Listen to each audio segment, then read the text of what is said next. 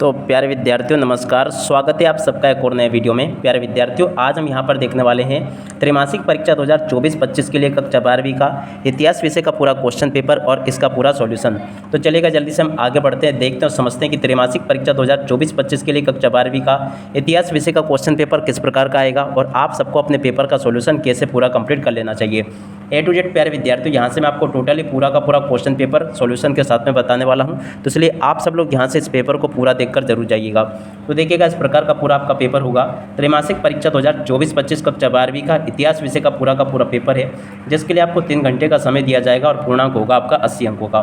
तो चलो जल्दी से हम आगे बढ़ते हैं, समझते हैं कि आपका पूरा पेपर कैसा आएगा और आपको अपने पेपर का सॉल्यूशन कैसे पूरा कंप्लीट कर लेना चाहिए। तो देखिएगा यहाँ से आप सब लोग इन निर्देशों को पढ़ सकते हो और इसके बाद में यहाँ से शुरुआत होती है आपके पेपर की।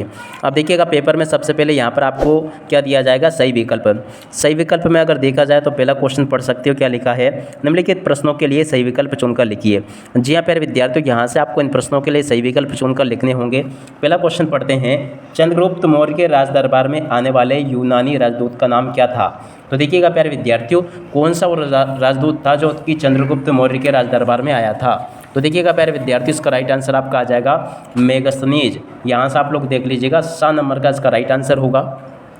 उसके बाद में अगला क्वेश्चन देखते हैं, सतसहस्त्री संहिता के नाम से किस ग्रंथ को जाना जाता है। तो देखिएगा ये महाभारत को जाना जाता है, इसका राइट आंसर क्या आ जाएगा, महाभारत। उसके अलावा सांची का स्तूप किसके द्वारा बनवाया गया था। तो देखिएगा सांची का स्तूप किसके द्वारा बनवाया गया था, तो देखो ये बनवाया गया था मौर्य सम्राट अशोक के द्वारा। तो देखो तीसरे का राइट आंसर ये आ जाएगा। उसके बाद में अगला क्वेश्चन पढ़ते हैं, दक्षिण भारत का कौन सा ग्रंथ तमिल वेद के नाम से प्रसिद्ध है। तो देखिएगा इसका राइट आंसर आपका आ जाएगा नल रिया देवी प्रबंधम। तो देखो इसका राइट आंसर चौथे का ये लिख लें। उसके बाद में 5वां क्वेश्चन, भारत में मुगल साम्राज्य की स्थापना कब हुई। तो देखो 5 नंबर के क्वेश्चन को अगर देखा जाए तो इसका राइट आंसर आ जाएगा 1526 ईस्वी में इसकी स्थापना हुई थी। उसके बाद में अगला क्वेश्चन पढ़ते हैं, बंगाल में स्थायी बंदोबस्त स्तंभधारी बंदोबस्त किसने लागू किया। तो देखिएगा प्यारे विद्यार्थियों, इसका राइट आंसर आ जाएगा लॉर्ड कॉर्नवालिस ने इसको लागू किया था। तो यहाँ से आप सब लोग इसको देख लीजिएगा। यहाँ तक कि सभी के सभी क्वेश्चंस और उनके आंसर मैं आपको अच्छे प्रकार से बता चुका हूँ।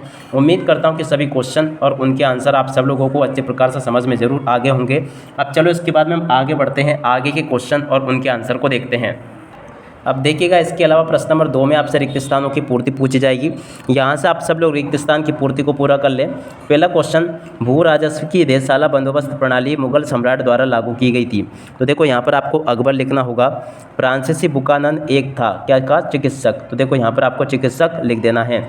उसके अलावा इंग्लैंड के शासक ने वर्ष 1668 ई में ईस्ट इंडिया कंपनी को बम्बई पट्टे पर दिया था। तो देखो यहाँ पर आपको 1668 लिख देना है। उसके अलावा प्रिंस ऑफ वेल्स का भारत आगमन 1921 वर्ष में हुआ था। तो देखो यहाँ पर आपको 1921 लिख देना है। उसके अलावा अगला क्वेश्चन, विभाजन के समय भारत के वायसराय थे कौन थे, लॉर्ड माउंटबेटन। यहाँ से आपको ये नाम लिख लेना है। उसके अलावा भारत के विभाजन के समय जम्मू कश्मीर के शासक थे। तो देखिएगा भारत के विभाजन के समय जम्मू कश्मीर के शासक थे महाराजा हरि सिंह। तो यहाँ से आपको महाराजा हरि सिंह लिख लेना है। उसके अलावा अगला क्वेश्चन पढ़ते हैं, देशी रियासतों को भारतीय संघ में विलय कराने का महत्वपूर्ण कार्य ने किया, किसने किया, सरदार पटेल ने। तो यहाँ पर आपको सरदार पटेल लिख देना है। तो देखो इस प्रकार के क्वेश्चंस आपके पेपर में परीक्षाओं में आपसे पूछे जाते हैं, जो कि मैं आपको यहाँ से बता दे रहा हूँ। आप सब लोग इन समस्त क्वेश्चन को यहाँ से नोट कर लीजिएगा और अच्छे प्रकार से पूरा का पूरा नोट करके आप लोग इनको परीक्षाओं में लिखकर जरूर आ जाइएगा, ताकि आप सब लोग अपनी परीक्षाओं में पूरे अंक प्राप्त कर सको। यहाँ तक के सभी क्वेश्चंस मैंने आपको बता दिए। अब इसके बाद में चलो हम आगे बढ़ते हैं, आगे के क्वेश्चन और उनके आंसर को देखते हैं। तो प्यारे विद्यार्थियों, A to Z जिस प्रकार के क्वेश्चंस मैं आपको बताता हूँ, परीक्षाओं में भी आपसे उसी प्रकार के क्वेश्चंस पूछे जाते हैं। इसलिए आप सब लोगों से रिक्वेस्ट है कि आप लोग प्रत्येक वीडियो को देखकर जरूर जाया करें, जिससे कि आप सब लोग अपनी परीक्षाओं के पेपर में पूरे अंक प्राप्त कर सको। तो देखो यहाँ तक के सभी क्वेश्चंस मैंने आपको बता दिए। उसके बाद में प्रश्न नंबर 3 में आपसे सही जोड़ी पूछी जाएगी। अब देखो सही जोड़ी का मिलान आपको कैसे करना। पहला क्वेश्चन, पांडवों के ज्येष्ठ भ्राता थे। तो देखो पांडवों के ज्येष्ठ भ्राता कौन थे, युधिष्ठिर। गीता का ज्ञान है तो देखो श्री कृष्ण में। पंच महाव्रत की जोड़ी मिल जाएगी जैन धर्म से। 4 आर्य सत्य की जोड़ी बौद्ध धर्म से। अंग्रेजों की पहली व्यापारिक कोठी कहाँ पर बनी, सूरत में। ताजमहल होटल की जोड़ी मिल जाएगी मुंबई से। तो देखो इस प्रकार से यहाँ से आप सब लोग सही जोड़ी का मिलान कर ले पूरा का पूरा, जो कि मैंने आपको यहाँ से बता दिया है। उम्मीद करता हूँ कि सभी क्वेश्चन आपको अच्छे प्रकार से समझ में आ गए होंगे। उसके बाद में देखो प्रश्न नंबर 4 में आपसे एक शब्द या फिर एक वाक्य में उत्तर पूछे जाएंगे। तो आप सब लोग इन क्वेश्चन को भी देख लो। पहला क्वेश्चन, अभिलेखों और अन्य दस्तावेजों की लिपियों के अध्ययन को क्या कहते हैं? तो देखिएगा, इसको कहते हैं पेलियोग्राफी। तो यहाँ से आपको पेलियोग्राफी लिख लेना है। चंद्रगुप्त मौर्य के प्रधानमंत्री का नाम क्या था? तो देखिएगा, चंद्रगुप्त मौर्य के प्रधानमंत्री का नाम था चाणक्य। तो यहाँ से आपको चाणक्य लिख लेना है। सूफी संत निजामुद्दीन औलिया की दरगाह कहाँ स्थित है? तो देखिएगा, ये दिल्ली में स्थित है। कबीर के गुरु कौन थे? तो देखिएगा, कबीर के गुरु का नाम था संत रामानंद। यहाँ से आप लोग इसको देख लें। उसके अलावा अगला क्वेश्चन, गांधी जी अपना राजनीतिक गुरु किसे मानते थे? तो देखिएगा, गांधी जी अपना राजनीतिक गुरु गोपाल कृष्ण गोखले को मानते थे। इसका राइट आंसर ये आ जाएगा। इसके अलावा गांधी जी ने किस घटना के कारण असहयोग आंदोलन स्थगित कर दिया था? तो देखिएगा, वो घटना थी चोरी चोरा की घटना। उसके अलावा भारत में किस अधिनियम द्वारा सांप्रदायिक चुनाव प्रणाली आरंभ की गई? तो देखिएगा, 1909 का अधिनियम के अंतर्गत इसको प्रारंभ किया गया था। तो देखो, यहाँ तक कि भी सभी के सभी क्वेश्चंस मैंने आपको बता दिए। उम्मीद करता हूँ कि सभी क्वेश्चन आप सब लोगों ने अच्छे से समझ लिए होंगे और आप सब इनको अपनी परीक्षाओं के पेपर में भी लिख कर आ जाओगे। अब इसके बाद में चलो हम आगे बढ़ते हैं, आगे के क्वेश्चन और उनके आंसर को देखते हैं। तो देखो प्यारे विद्यार्थियों, प्रश्न नंबर 5 में आपसे सत्य या फिर असत्य पूछे जाएंगे। अब पहला क्वेश्चन पढ़ते हैं। इसमें सबसे प्राचीन अभिलेख मौर्य सम्राट चंद्रगुप्त मौर्य से प्राप्त हुए। तो देखो, ये आपका असत्य होगा। ब्राह्मी लिपि बाएं से दाएं की ओर लिखी जाती है, ये भी आपका सत्य होगा। प्रारंभिक भक्ति आंदोलन का उदय कर्नाटक में हुआ, ये भी आपका असत्य हो जाएगा। पहाड़िया लोगों की खेती मुख्यतः हल पर आश्रित थी, ये भी आपका असत्य होगा। उसके अलावा ईस्ट इंडिया कंपनी ने भारत में अपना पहला कारखाना सूरत में स्थापित किया था, ये भी आपका असत्य हो जाएगा। महात्मा गांधी ने साबरमती आश्रम की स्थापना दिल्ली में की थी, ये भी आपका असत्य होगा।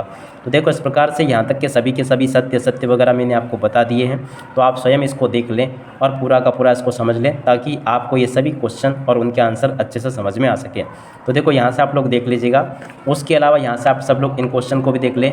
चाणक्य कौन थे, संक्षेप में समझाइए। उसके अलावा 6ठी शताब्दी ईसा पूर्व के 4 महत्वपूर्ण जनपदों के नाम लिखिए। महाकाव्यों की रचना मुख्यतः किस भाषा में की गई है? इनकी रचना का श्रेय किन्हें दिया जाता है? महाभारत का एक ऐतिहासिक महत्व लिखिए। जैन धर्म के कोई 2 सिद्धांत आपको बताने हैं। उसके अलावा महात्मा बुद्ध की 2 शिक्षाओं के बारे में आपको लिखना है। उलमा कौन थे, संक्षेप में आपको बताना है। इसके अलावा इधर आ जाते हैं, इन क्वेश्चन को देखते हैं। लॉर्ड कॉर्नवालिस ने बंगाल में भू राजस्व की किस पद्धति को प्रचलित किया? पहाड़िया कौन थे? फोर्ट सेंट जॉर्ज के बाहर अंग्रेजों द्वारा विकसित नए ब्लैक टाउन की किन्हीं 2 विशेषताओं का उल्लेख आपको करना है। उसके अलावा इन क्वेश्चन को भी आप लोग देख लीजिएगा। जवाहरलाल नेहरू के उद्देश्य प्रस्ताव को एक ऐतिहासिक प्रस्ताव क्यों कहा जाता है? उसके अलावा इन क्वेश्चन को देख लो। यहाँ तक के जो क्वेश्चंस मैं आपको बता रहा हूँ, इसी प्रकार के क्वेश्चंस आपके पेपर में, परीक्षाओं में आपसे पूछे जाते हैं। प्रश्न नंबर 17 को देख लीजिएगा। प्रश्न नंबर 18 को पढ़ लें। 18 के बाद में देखो 19वें क्वेश्चन को पढ़ लीजिएगा। प्रश्न नंबर 20 ये लिखा है। 21वां और 22वां क्वेश्चन ये यहाँ पर आपको दिए गए हैं। उसके अलावा देखो प्रश्न नंबर 23 ये लिखा है। आप सब लोग इन क्वेश्चन को देख लें और अच्छे प्रकार से पूरा का पूरा इनको समझ लीजिएगा, ताकि आप सब लोग अपनी परीक्षाओं के पेपर में इसमें पूरे अंक प्राप्त कर सको। अब इसी के साथ में प्यारे विद्यार्थियों, इस वीडियो को यहीं पर पूरा करते हैं। नमस्कार, जय हिंद, जय भारत।